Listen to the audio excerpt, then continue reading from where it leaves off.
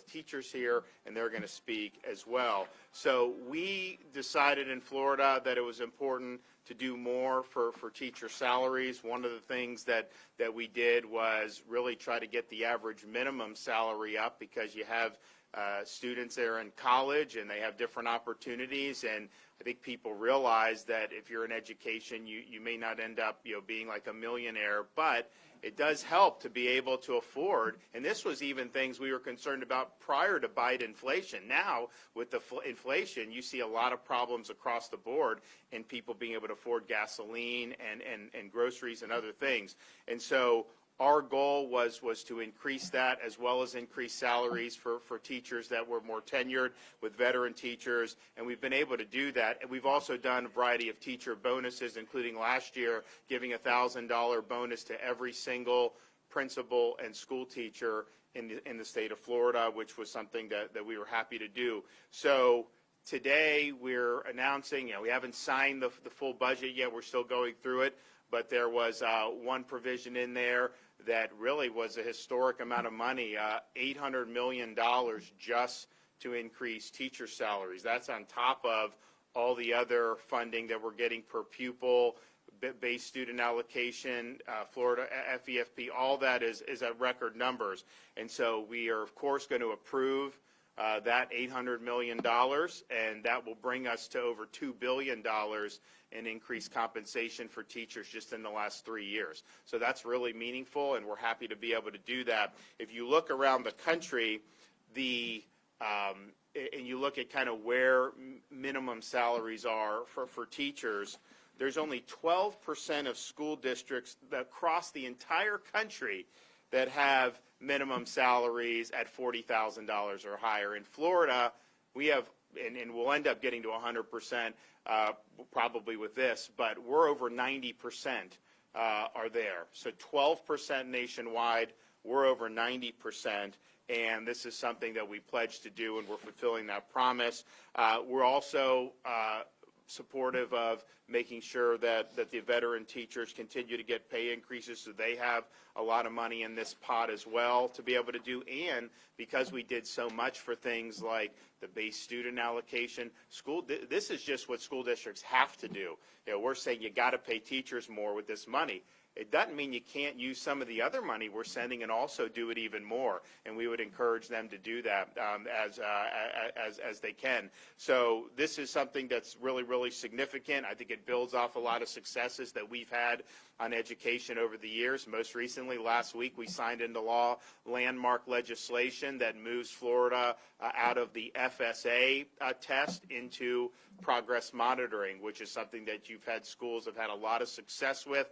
We've seen schools go from an F to an A based on progress monitoring, because you actually get you can identify deficiencies in basically real time, and you're able to take whatever remedial action needs to be taken to help the student. So it's better for the students, it's better for the teachers, and the parents get more information throughout the school year to be able to help them as well. So that is going to be a huge, huge change for the better. So we were happy to be able to sign that into law. That was something that we pledged to do last year, was one of our promises, and we've been able to do it. And then here, to be able to continue to increase teacher salaries is a really, really big deal. And I think that this is something that we've taken very seriously in Florida with education. They now, with the Education Week rankings, the most recent rankings, have Florida number 3 for K-12 achievement in the entire country. And that was not true historically in Florida, and so we've been able to do a lot of good stuff, and we've got many more things that we'll be highlighting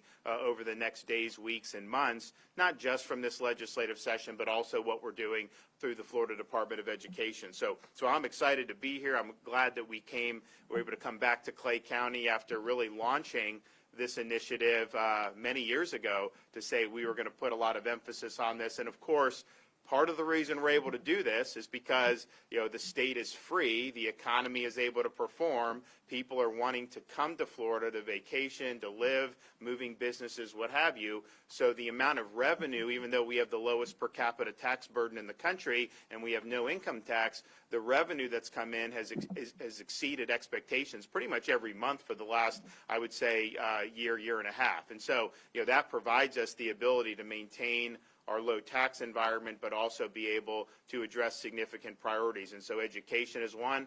We also had a really good year in terms of our water resources infrastructure, not just with Everglades, but also things like Florida Springs, which many people in this part of the state are very supportive of. So we've been able to meet those challenges as well as many other things. So we're excited, but we're particularly excited to be able to be here and to say, that thanks to the legislature for providing that really significant categorical line item that teachers will be getting pay increases. We approve it. We support it. We're going to go through this budget over the next however many days or weeks, and we'll have to make decisions on a lot of different things, but you can take this one to the bank. We approve it, and that will be in the budget that gets signed into law here in the not too distant future. So I want to thank Clay County for hosting us, and so we'll hear first from the superintendent of schools for Clay County, David Broski.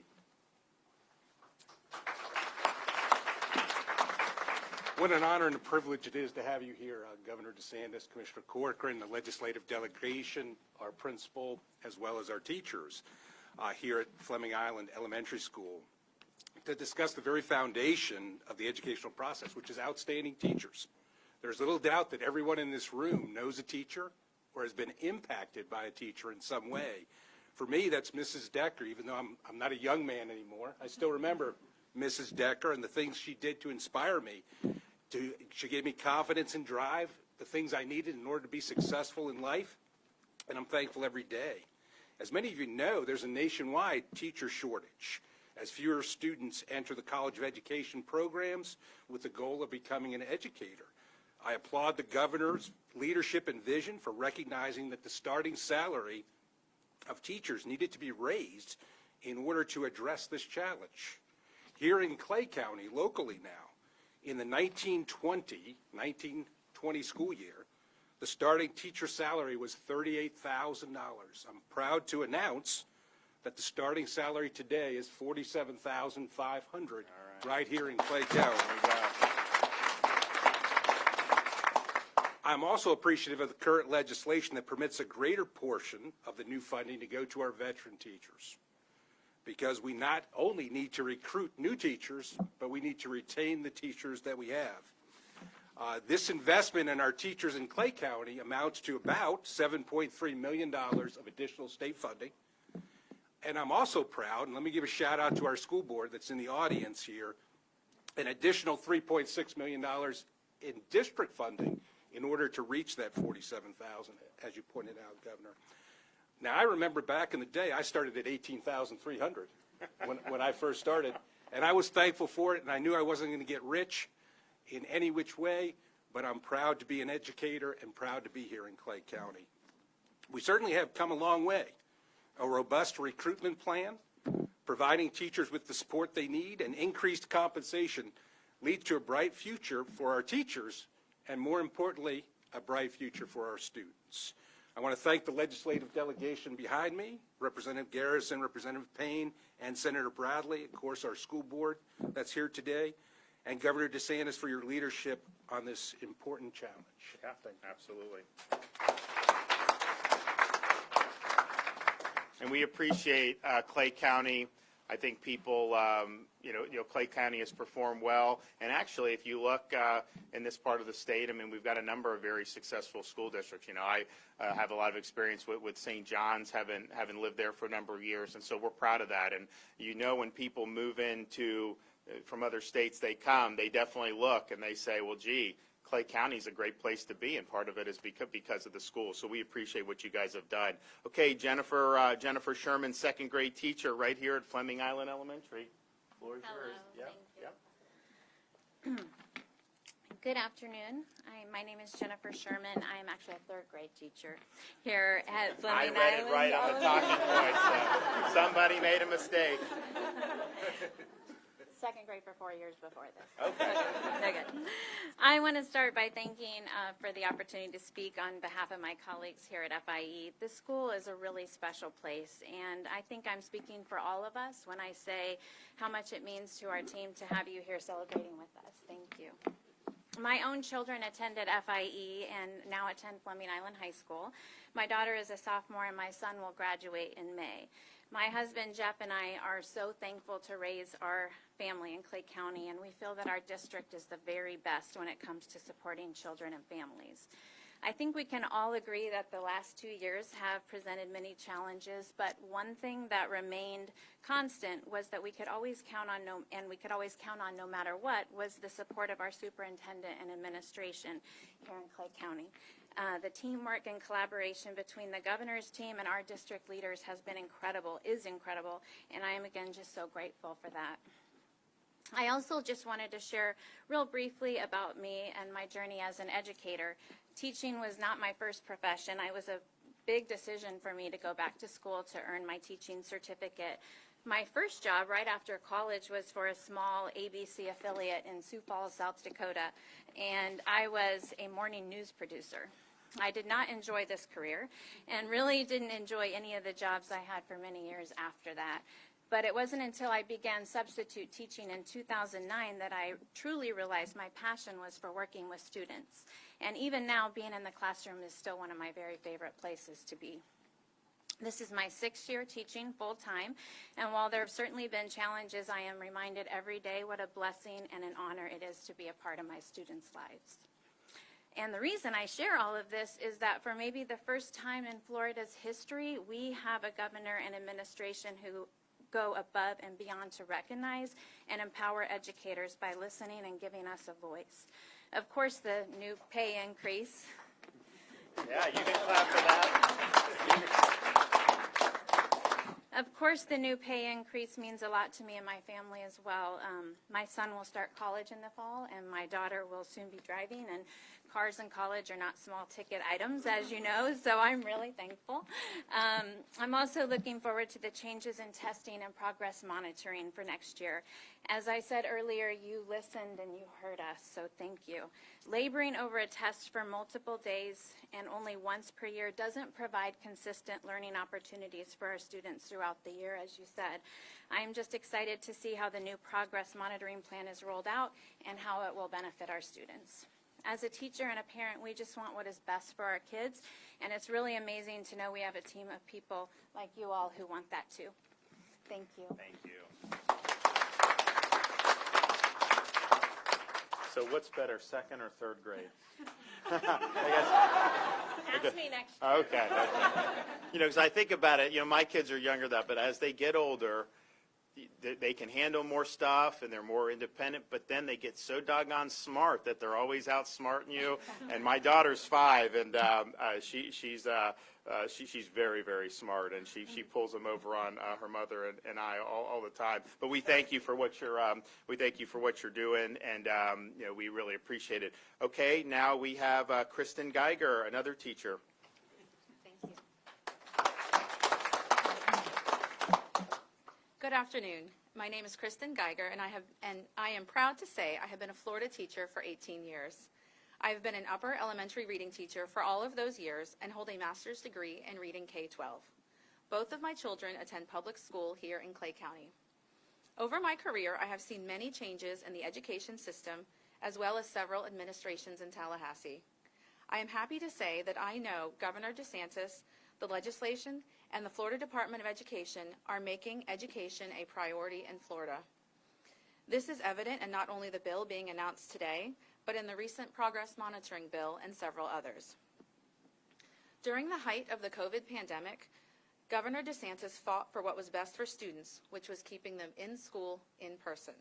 Thank you for that. All of these things are what will make Florida top in the country in education. Fighting for higher starting teacher salaries, as well as compensation for veteran teachers, is what will not only attract the best teachers to Florida, but retain them as well. And did I mention we have beaches, Disney, and the Florida Keys in Florida? I am grateful to work in not only a state that prioritizes education, but a county that does so as well. Thank you, Superintendent Broski, and my administrators, Jennifer Collins and Julie Dover, for always putting children first. Finally, a special thank you again to Governor DeSantis, the legislature, and the Department of Education for making education a top priority. I am proud to not only be a Floridian, but a Florida educator. Thank you. Good job. Well, thanks so much. And it's good. So because we've made, when we did this teacher categorical, we did include for veteran, but we obviously really wanted to get that minimum up because it's important to continue to attract people and make sure when people come in they can afford to do it. But now that we made so much progress, you're going to see more and more of it weighted in the future towards veteran teachers. And so this is a big chunk this year, which we're proud of, but I think you're going to continue to see that in years to come, and we'll certainly be fighting for that. So I want to thank everybody who have a lot of experience and bring an awful lot to the table. Okay, Richard Corcoran, come on. Thanks, Governor. The governor already mentioned it, but we were here several years ago when the governor first conceived the idea of raising the minimum base pay, taking us out of the bottom 25% of all states and moving us right up into the top 5. And when we were here, we had Superintendent Addison Davis and Senator Rob Bradley. I'm glad to see Clay County is working hard to upgrade all levels of your government. But I do want to say, what this governor's done from day one is to say, you know what, education is a priority. We always say we're the education state. This is the education governor. And we're going to put students first front and center. And some of the teachers, you guys mentioned it. But whether just ensuring that children had a seat in a classroom during the pandemic, unheard of with the other 49 states. But also elevating and celebrating teachers. If we learned during the pandemic that education, K-12 education is the backbone of our society, when that's functioning and people are in classrooms and their students are there, parents can go to work, they can drop their kids off, there's preschool available, the whole economy centers around that ability, and the number one backbone of that backbone is a teacher. You know, in the last stop I was talking about at the PISA international rankings, they rank, you know, how are these countries rated in English and math and science. We're the richest country in the world, and we're like in the mid-20s and 30s, and it's just kind of shocking. And you look at those countries, what they did is they elevate and celebrate teachers. And it's a highly coveted position, and they reward them the way the governor has here in Florida. And you're seeing that. We already get calls all the time. We get calls from other states. Is it really true that your minimum base pay is $47,500? Because to your point, we have beaches and Disney and everything else. It's like, wait a second, I can get more money and live there? I'm coming.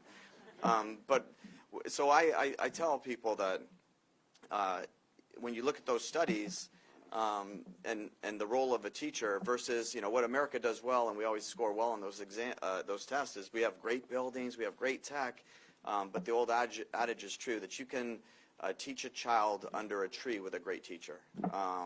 And so what we want to do is, with this and this continuation, I think the superintendent mentioned it, now we have, of the new $250 million in that $800 million, half of it's going to veteran teachers so that they can continue to see a massive increase. But anyway, we'll continue to elevate and celebrate teachers, and we just want to thank Clay County. It started here several years ago under his vision, and here we are again. Promises made, promises kept. So it's a great day for teachers. Thank you. All right. And we'll be able to, we'll be rolling out a lot of other stuff. There's things that were done in the most recent legislative session that didn't get much attention and that are going to be really significant. So we're going to be highlighting that. We'll do some additional bill signings, and then as the budget comes into shape, as we go through and are able to evaluate everything, you know, I'm pretty sure there's going to be you know, really significant wins beyond even the teacher pay increases with respect to education. So I'm just glad that we're able to make a difference. I'm glad that we set out to do this several years ago and have made great progress, but quite frankly, this year has been the biggest yet. And I think all in all, that's something that we should all be proud of. Okay, with that, take some questions.